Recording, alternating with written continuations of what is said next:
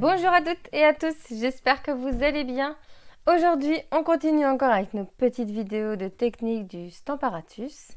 On a vu la dernière fois une technique pour optimiser vos découpes avec les perfos. Et aujourd'hui, on va voir une technique pour optimiser vos découpes avec les poinçons. J'en profite justement de faire cette petite vidéo pour avancer sur mon petit travail à côté. J'ai réalisé cette petite carte. Donc ça, c'est mon ébauche. Et je l'aime bien, donc je vais rester comme ça. En fait, tous les mois, je fais partie d'une petite équipe. Dans mon équipe globale, on s'est fait des petits groupes pour celles qui voulaient. Et tous les mois, on s'envoie un petit projet, ce qu'on appelle un swap. Un petit projet, ça peut être une petite carte, une petite étiquette, une petite boîte, en fait, ce qui est plus facile aussi à envoyer. Donc souvent, c'est quand même des petites cartes ou des choses qui se déplient. Et là, moi, c'est celle que je vais envoyer pour le mois d'août. Donc je suis en train de les faire. Je crois que j'en ai 6 à peu près à faire.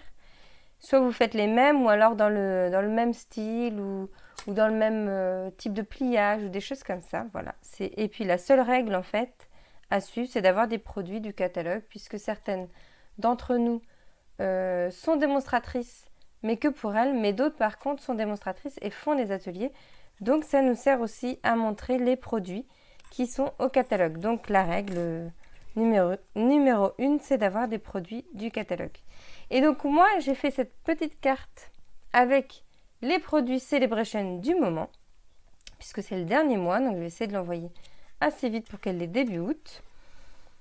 Les produits ici sur cette carte, vous avez nos petits hippos qui sont trop mimi. Franchement, je les adore. Pour une tranche de 60 € d'achat, par tranche de 60 € d'achat, donc vous faites une commande et puis vous arrivez à 62 € par exemple de commande, et ben vous pouvez avoir ce set de tampons gratuitement.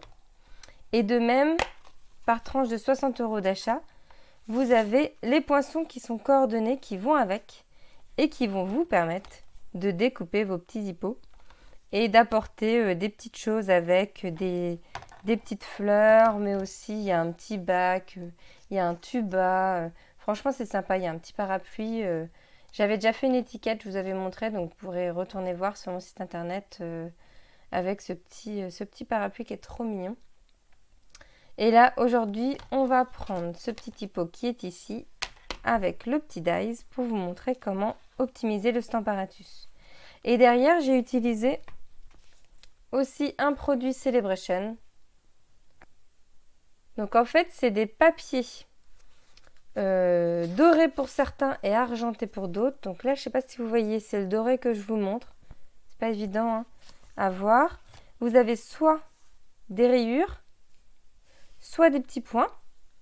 Et vous avez la même chose en argenté. Ils sont un peu mélangés les miens. Des rayures et des petits points. Des petits pois argentés. Et l'avantage de ces papiers, c'est qu'ils sont blancs, donc on peut les colorer. Là, avec une brosse à estompe, j'avais mis du bleu pour tester. Et sur la petite étiquette que j'avais faite, c'était du rose, avec ce petit typo qui faisait de la danse. Voilà, donc aujourd'hui, ma petite technique, trêve de bavardage, je vous montre comment optimiser vos découpes avec les poinçons. Je vous montre d'abord comment vous feriez sans le Stamparatus. Vous avez envie, donc il est là mon petit tampon, je vais prendre un bloc, tac, une chute de papier, ma petite memento et je viens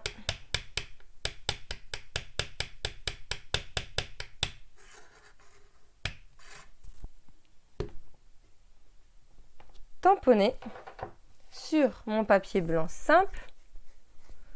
Je sors ma mini.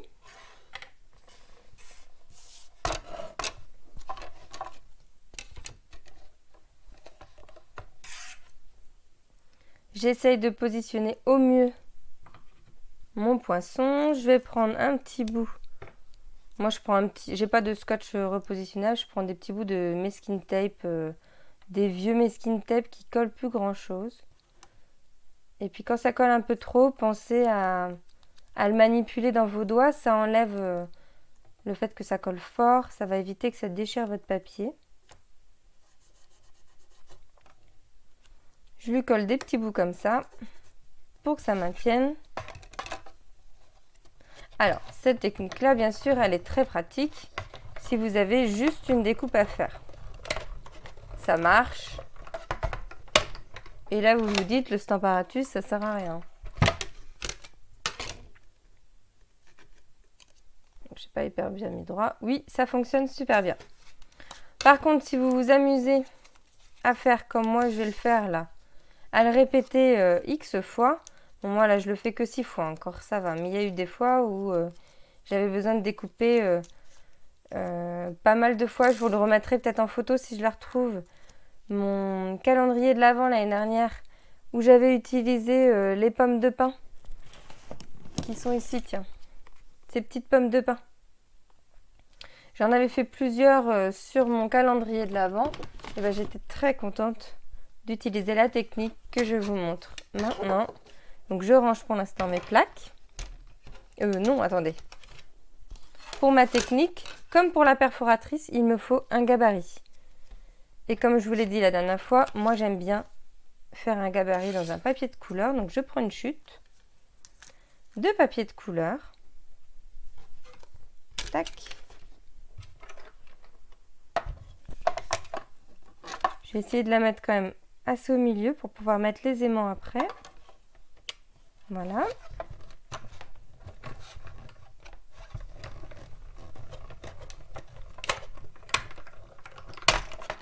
Mon gabarit est fait.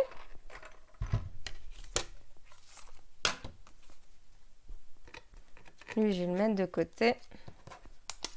Un petit typo bleu, on ne sait jamais. Je range mes plaques. Je reprends mon Stamparatus. Ma Memento qui est ici. On est avec du tampon en résine. Donc, je n'ai pas besoin de la petite mousse. Je la mets de côté. Je vais nettoyer mon tampon. Tac, nickel.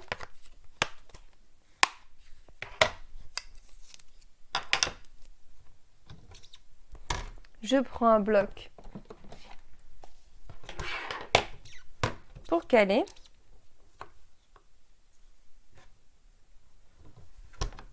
Et je vais venir marquer mon brouillon pour placer correctement mon gabarit ensuite. Tac. Donc vous voyez, ça tamponne ici. Je vais venir poser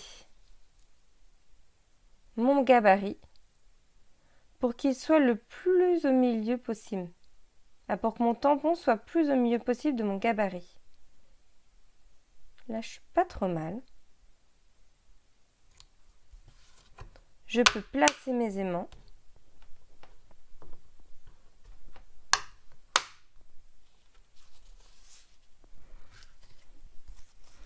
Avant de commencer la vidéo, j'avais découpé plein de petits hippos dans du papier blanc.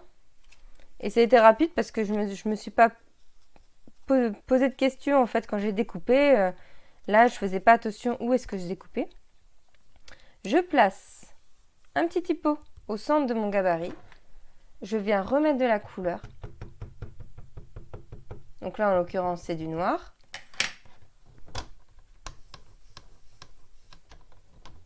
Tac! Et voilà, j'ai un petit hippo. Tout beau. En plus, il est parfait au niveau des contours par rapport à tout à l'heure où je voyais pas forcément très bien. Vous voyez ici, attendez, je fais la mise au point.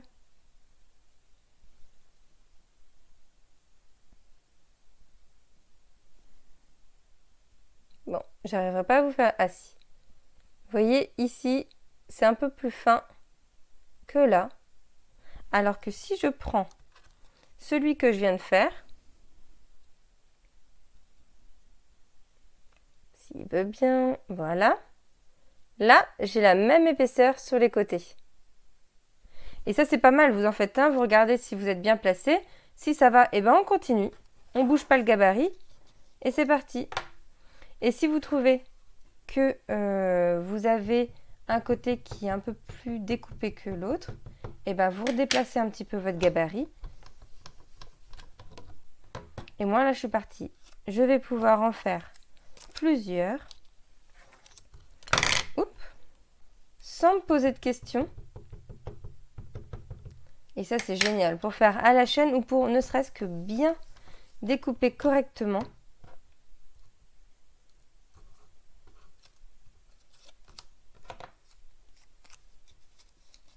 Voilà, je continue. Je vais tous les faire comme ça, j'en profite. Hein. Moi, je profite des vidéos que je vous fais pour m'avancer. Et je vais pouvoir ensuite les colorier. Alors moi, je vais les colorier avec les blends.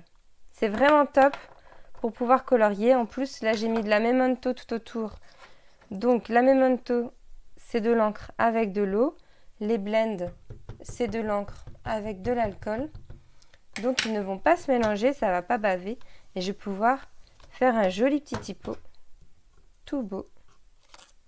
Je vais colorier ça. Voilà, et je vais pouvoir les colorier. Et ensuite, continuer mes petites cartes. J'ai déjà fait mes petites étiquettes. Ça, c'est tout simple, c'est de l'aquarelle. Donc, j'ai du papier. Là, j'avais utilisé du papier aquarelle parce que je voulais un joli effet. J'ai mélangé sur une plaque en plexi de l'encre bleue surtout. Ça se voit pas trop, mais c'est ce que je vous disais dans la dernière vidéo. Dans le bleu, il y a un peu de rouge. C'est ce qui donne ce côté un peu violet. Surtout dans le... En fait, c'est le bleu nuit qui donne ça. Ça m'a fait un premier fond. J'ai séché. Puis après, avec mes feutres aquarelle, je sais pas où est mon troisième, j'ai fait des grosses taches. J'ai laissé couler en fait l'eau. J'ai fait des grosses taches, plus ou moins avec de l'eau. Et puis j'ai fait aussi des petites taches. Voilà, c'est ce qui m'a donné ces jolis petits tags qui sont dans les tons. Alors ça se voit moins à l'écran. Vous, je trouve que ça fait du bleu clair, mais en fait il y a du bleu violet un petit peu.